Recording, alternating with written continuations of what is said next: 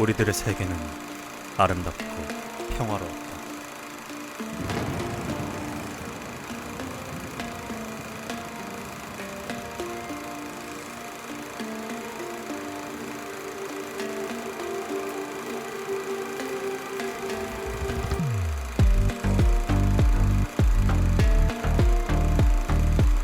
우리의 앞날은 이 세계만큼 찬란했다.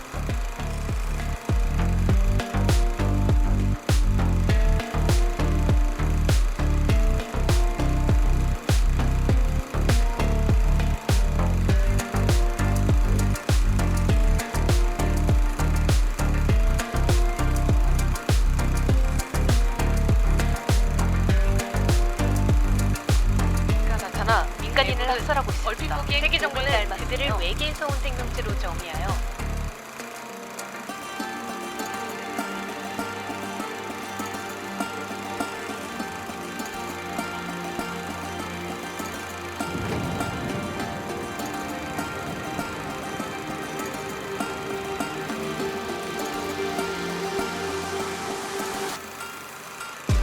반짝이던 거리는 붉게 물든 채 타오르는 화염 아래 가라앉았고,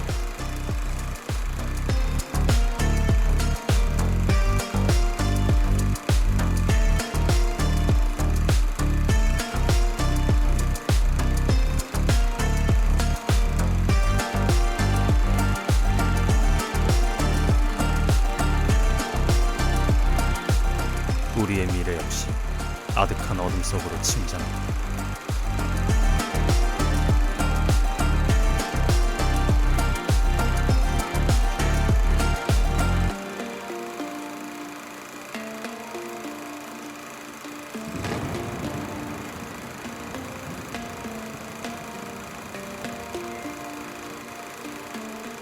그리고 5월의 마지막 날,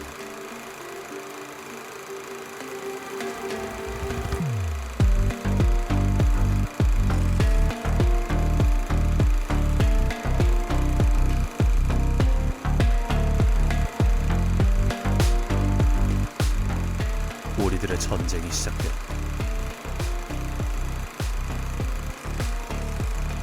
5월 30일 군대 입소. 적응 기간을 거쳤다.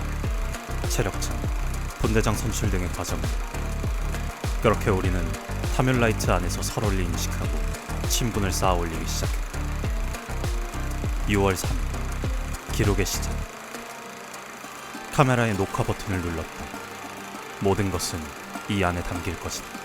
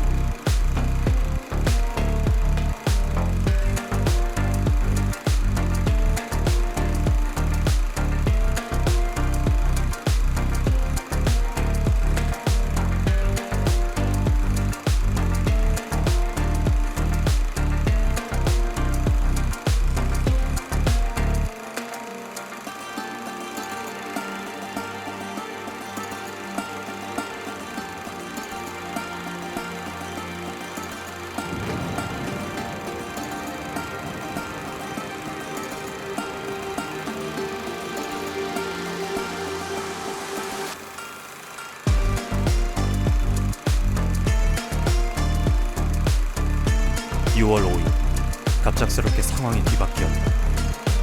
교관의 태도가 변모했고 그는 우리에게 살인을 행하라는 명령을 내렸다. 그 과정에서 초고격급 파일럿 우시로 사쿠 이카루가 교관에게 부당함을 제기했다. 하지만 교관은 이카루에게 명령 불복종을 들먹이며 총을 쐈고 이카루는 큰 부상을 입게 되었다.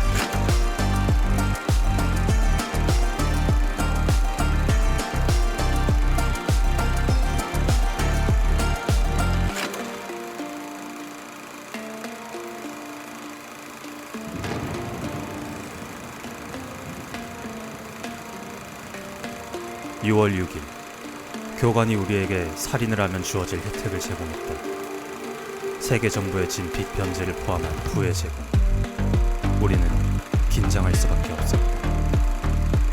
6월 7일 초고격급 버스커 샤비에르가 살해당했다. 사인은 과다추행, 발견 장소는 전화부스였다. 그렇게 샤비에르를 죽인 범인을 찾기 위한 조사가 진행되었다. 6월 8일 범인을 찾는 재판이 개정되었고 범인으로 지목된 건 초고격급 작곡가 타카하시 리치였다. 본인이 살기 위해 상대를 죽였음에도 그의 처벌은 강행되었다. 눈에는 눈, 이에는 이. 리치는 사람을 죽인 대가로 본인의 목숨을 내놓아야 한다.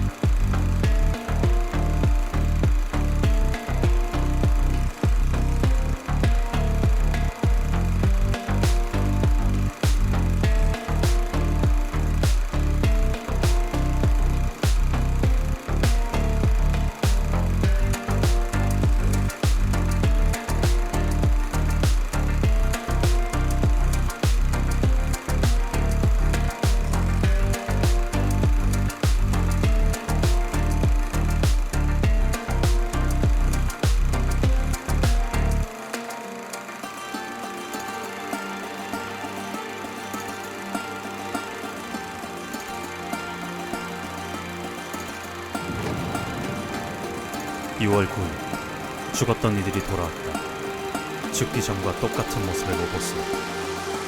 그래서 나는 그들에게도 이야기를 듣기로 했다.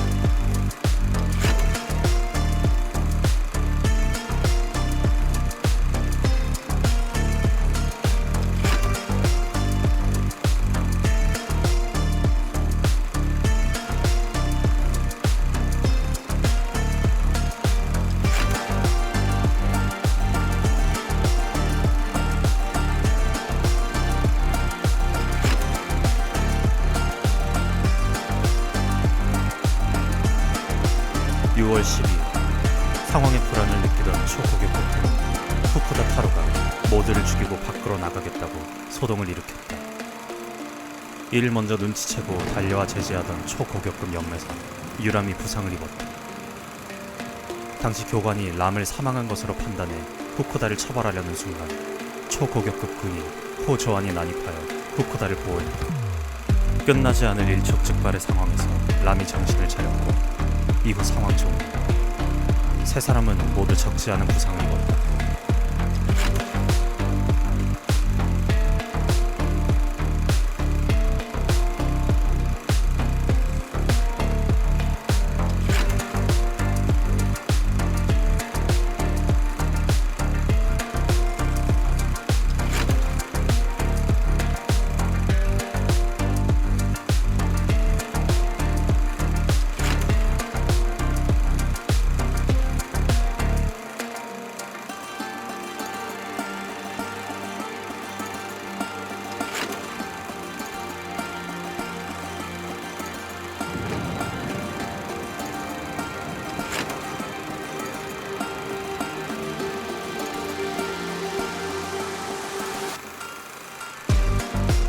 6월 13일 전자수첩에 갑작스럽게 떠오른 우리의 숨겨진 비밀. 교관은 24시간 안으로 살인이 일어나지 않으면 이 비밀을 모두에게 공개하겠다고 협박했다.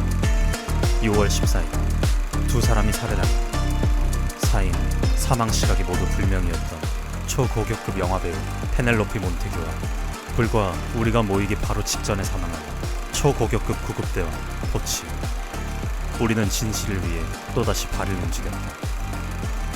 6월 15일 재판이 진행되던 중 페넬로피가 죽지 않았던 것이 밝혀졌다. 그의 증언으로 지목된 범인은 초고격급 천문학자 니시노 아니었다. 니시노의 범행 동기는 비밀과 연관이 없었으며 모두에게 충격을 안겨준 채 처벌을 받았다.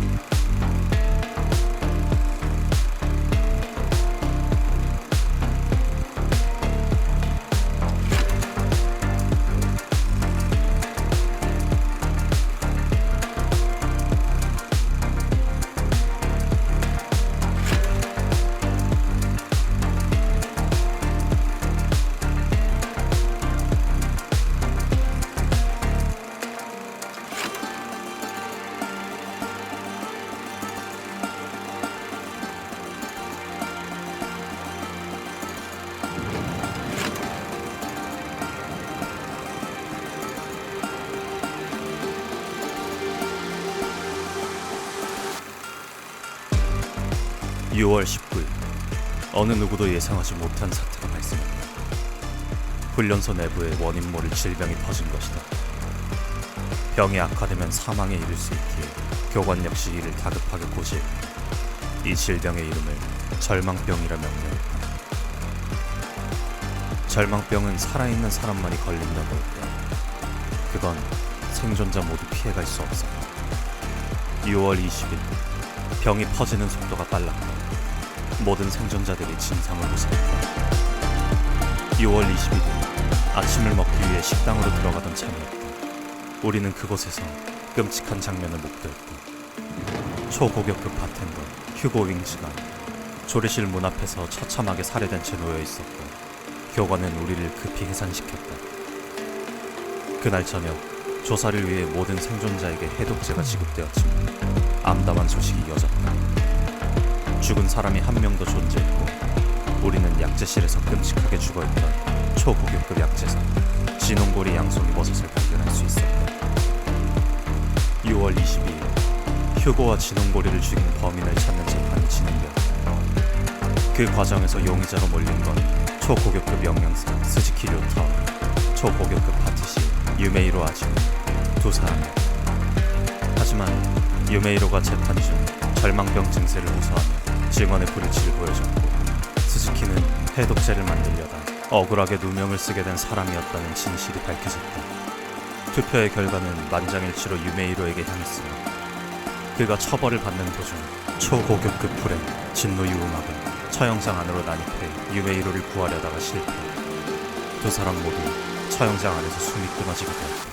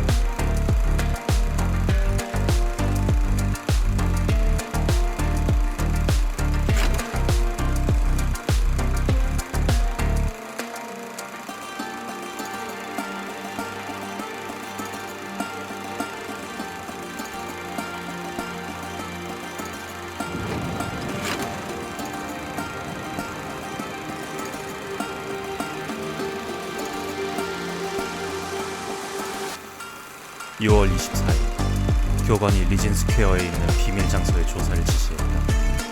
모두가 비밀 장소를 찾아 암호를 해독하고 있을 무렵 교관은 두 사람이 이탈했다며 어떤 영상을 전자수첩에 띄워줬다. 영상에 담긴 건 패닉 상태에 빠진 초고격급 로봇 공학자 윤혜연과 심각한 부상을 입은 초고격급 형사 체인 레스트리. 지하철 선로에서 무슨 일이 벌어진 것 같았지만 얼마 지나지 않아 그 주변이 붐비고 교관은 우리에게 접근을 금지시켰고 이윽고 두 사람은 선로 안에 고립됐다. 6월 25일 붕괴된 선로의 수복이 완료되었다.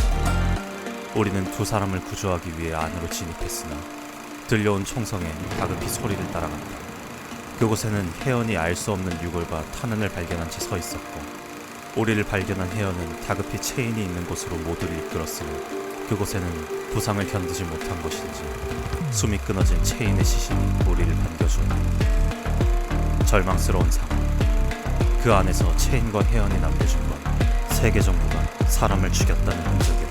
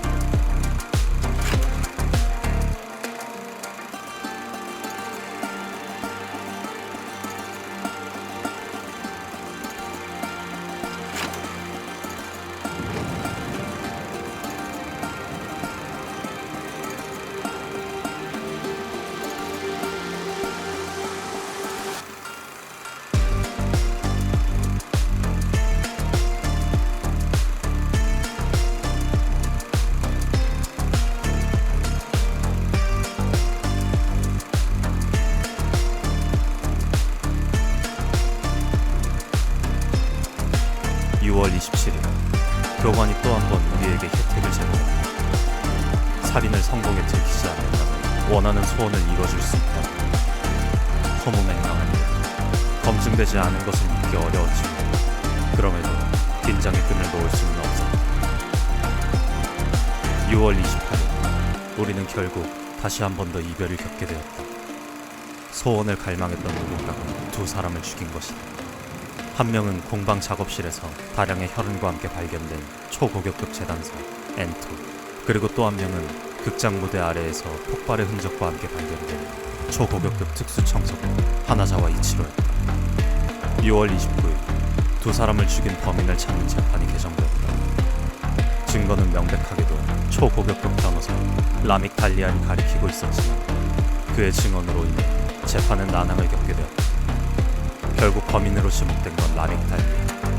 하지만 실제로 두 사람을 죽인 건 초고격급 빌런 나가자미 케이스케였고 진범을 밝히지 못한 대가로 초고격급 건무가 키토우라 안주가 자신의 처형장으로 들어섰다.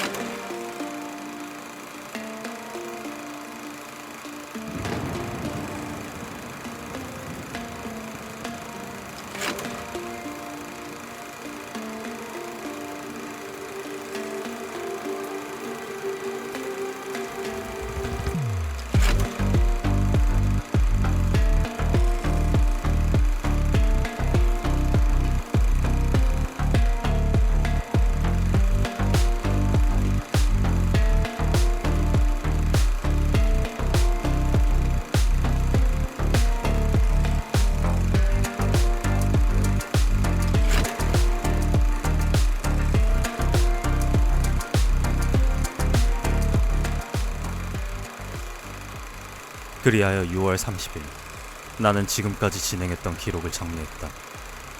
이 영상이 어디에 어떻게 쓰일지는 모르겠지만 보고 있는 사람들이 기억해 주길 바라며 잊지 말아주세요. 우리는 여기에 있었습니다.